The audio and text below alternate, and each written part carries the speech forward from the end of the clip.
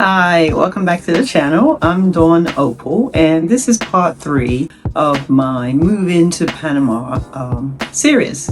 So part 1, I talked about my decision to retire to Panama. And then in part 2, I talked about a lot of the emotional things that was going through my mind. You know, should I leave? Can I leave my parents? Can I leave my family, my children, my grandchildren? Can I leave basically what I know in the United States to move over to a foreign country where I don't speak the language, right? So at the end, I had talked about how I have packed 10 totes to bring over here, and I was going to shrink down those 10 totes to 2. So that was one, unrealistic, because one, my stash of fabric is at least 2 totes alone on its own. Plus I have some other arts and crafts things, knitting, needles, yarn, and a whole bunch of other stuff that I had, maybe 4 totes. But what I have been thinking about eliminating, since I have made that move and I am here in Panama, I have to go back to ship my belongings back down here, is that some of the things that I thought I needed, I don't. So you're gonna hear people say, oh, you don't need to bring everything here to Panama. They got lots of malls and shops and everything down here. You can buy every single thing brand new, which is true. They do have a lot of stores down here. And in another video, I'm going to show you some of the stores that I have found and went to and bought some things. As a matter of fact, I got plates, dishes, cups, spoons, you know, your basic things that you need for the place that I'm currently renting now. I was packing up some of my favorite dishes and things from home, but I don't need to bring all that down here. They have beautiful dishes here. I've been to several different shops and seen some lovely dishes. And I think most of that was just, you know, memories of things that you have that you want to hold on to, you know, because you've built up all your personal belongings and your life, and everything has a story with it. And some of these stories are good, some of them are not. But in the majority of the case, the things is not who you are. It's the memories. You know what I mean? It's the memories, not the things. So me holding on to a set of dishes won't diminish the memory if I don't actually have those dishes, right? Things like that, which I had packed up and said I was going to bring with me, I'm not going to bring those at all. One of the things I did notice about down here is that there is a super store called Price Smart, which is similar to Sam's Club. As a matter of fact, I think it might be Sam's Club. And the reason why I say that, because it's set up, it looks to me like you're walking into Sam's Club. Same colors, the entranceway, everything almost the same. So there's a lot of things in there that you can get that you don't have to bring down here. So that will cut your shipping costs a lot, right? So one thing people had said was don't bring your furniture, and if you do bring your furniture, you have to be mindful of where you're going to be living, if it's high humidity or if you're going to be up in the mountains and so forth and so forth. I'm not bringing any furniture because I don't have any china or any heirloom pieces, stuff like that. I'm really a minimalist, so to speak. So I never had a lot of stuff to start off with, and anything that I was not going to bring with me anyway, I asked my daughter and you know, my son and other family members if they wanted it. They said yes. I said that's all right, you know. So everyone took whatever they wanted. As I said before, I think at least 3 of the totes is going to be all my things that I had in my sewing room. Then another tote would probably be my records, because my records and my record player has to come with me. I'm not leaving those at all. Then I have some other little small musical pieces, DVDs, movies that I'm going to bring. I know people say, oh, you can just watch them on Netflix, stream platforms. I might not have permission to use their name, but on streaming platforms. But to be perfectly honest, I don't really watch TV like that. If I have my favorite movies, I might not even have to even bother with having cable down here, because I never had cable in the US. I used to watch movies whenever. Back to the totes. So right now I got it reduced down to 8. And I really want to reduce that 8 all the way down to 6. I've made a pair of pants since I've been here. I'm in the process of making another pair of pants and a dress. And I brought lots of fabric with me when I was coming down here, so there's lots of things that I can make, my patterns. I brought some of my patterns with me, so some of those are still being packed up to come down here. So probably some of those clothes, I'm not going to be bringing those either, so that could probably bring it all the way down to 6. Some people do ship their things with them when they're coming, and then they have it sorted out. But for me, this was better, because being here in the place that I'm at, I realized that some of the things, as I said before, I don't really need them, and I'm not going to bring with me. So that should bring the 10 totes all the way down to 6 is what I have now. And if I can, I'm going to try to eliminate it to even less than 6. I have a lot of patterns. I have another sewing machine. I have another serger. Yeah, 6 might be it. If I get reduced less than 6, then I will give you an update and let you know. By the time you're watching this video, I have been here living in Panama for almost 2 months.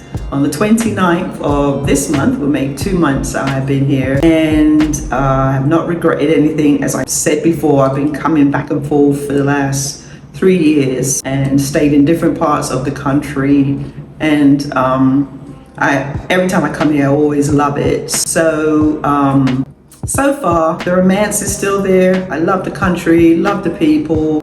It's easy to navigate, get around. I take Uber everywhere I want to go. Where I'm currently staying, I haven't paid anything more than $4 on an Uber. If I want to go to the city, it's $1.50, and that's just a straight fare. As a pensioner, I believe it's 50 cents, but I haven't really done that yet, because there's some other additional card information that I need to have so I can show it to them on the bus. The subway and the city bus is 35 cents, right? City bus takes you all over the place and some other places outside the city. I might do a video about that, because I have my bus card. I was able to sort that and get my bus card. So analysis paralysis caused me not to move here 3 years ago. Because 3 years ago, I had said I'm going to retire from my job, which I did, and within 6 months, I was going to relocate and move to Panama. Because I have been here, like, as I said repeatedly, several times already, so I know the country. But that snuck in. The fear of being down here, the fear of alone, because I am a solo traveler, without my children, without my mom, and all these stacks and stacks of different things that I had on this long list of what would cause me not to want to go. And then of course I come down here for 2 weeks, 3 weeks, and I'm like, oh, I'm moving. As soon as I get back, I'm packing up all my stuff. I don't care, whatever it is, chucking all my stuff in the suitcase, and I'm coming right back down. And then I don't do that. But I am here now. I am glad I am here now, because everything comes in its own way, time and space. So right now is the right time for me to be here in Panama, and I have found a beautiful space. Found a lovely townhome that I am renting. I've met some of my neighbors already. Between Google Translate and their limited English and my limited Spanish, I have met about 3-4 wonderful people here. The neighborhood is quiet, it's safe, I'm in a gated community. The sun is shining, as you can see from the background, behind me. I get up in the mornings, I do a little meditation, I go for a walk, have a cup of tea, listen to my positive affirmations for Black women, and get my day started. And I was saying to myself, my goodness gracious, what took you so long to get here? You know what I mean? So doubt will stop you in your track, but just make sure you have a proper plan. put together, right? Before you relocate anywhere. I just happen to be in Panama. But make sure you have a proper plan. You go through the proper procedures, which is what I did. Got a lawyer. Make sure that my residency and everything was correct. Make sure that all my banking information or anything that I need financially is sorted out, right? Back in the USA, if you happen to keep your home or any things you have back there you want to keep. And then make sure you're financially going to be set up here. Don't live, I would say, above your means. You know, challenge yourself. You know, I don't live in an expat bubble, so to speak. There are no expats where I live in my area. Well, I should say in my community. I live among regular Panamanian people in a nice, lovely area. And that was something that I wanted to do because I didn't want to come here and per se bring the USA with me, or, you know, bring the USA with me and then don't really enjoy Panama because I'm constantly comparing Panama to the USA, or either I don't know how to speak Spanish or learn Spanish because I'm always in an English speaking environment. So for me, this works. It might not work for everyone because you have to decide what is going to be your soft landing. If you need to be in an expat community where everyone speaks English, and you're uncomfortable with the Spanish, nothing's wrong with that. Do that. If you need to be in a community that maybe has a blend of the both, nothing wrong with that at all. If you're not familiar or you don't think you and the bus and Uber is going to be best friends, so to speak, then live in a community or in the city where transportation and everything is reliable. Panama City is a first-rate city, has everything that you need in there. Bus, walk-in, Uber. They have 3 different kinds of transportation outside of Uber. They have taxis, and there's another one that you can rent a driver on it and negotiate the price. I've never done that one.